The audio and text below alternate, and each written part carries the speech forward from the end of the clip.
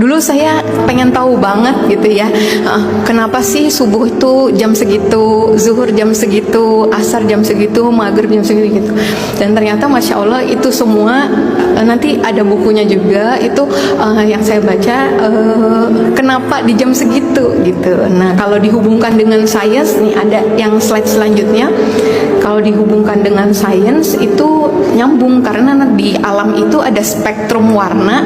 Nah itu terkait sama organ tubuh kita ya. Slide selanjutnya, nah ini itu contohnya ya, nggak semua saya sampaikan. Misalnya kenapa sih kalau maghrib kan kita rata-rata minggir ya, bapak-bapak pulang dari kantor belum sampai rumah minggir ke masjid gitu kan, sholat maghrib dulu gitu ya. Kalau maghrib anak-anak disuruh masuk udah maghrib gitu ya.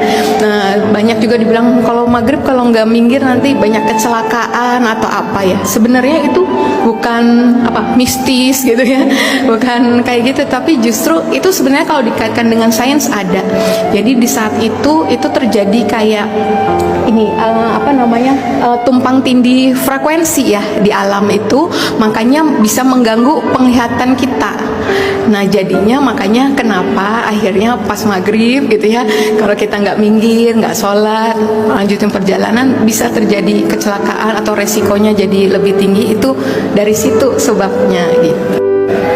Kenapa bapak-bapak disuruh sholat subuhnya berjamaah ya di masjid gitu kan?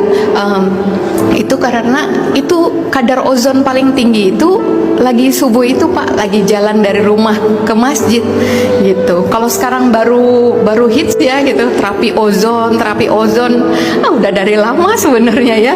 Rasulullah nyuruh kita sholat subuhnya bapak-bapak terutama di masjid itu supaya bapak-bapak dapat kadar ozon paling tinggi Pak, paling bagus di jam-jam segitu. Jadi kalau tahu keutamaannya sholat subuh berjamaah di masjid itu luar biasa, ada bonusnya lagi untuk kesehatan jasmani kita gitu ya.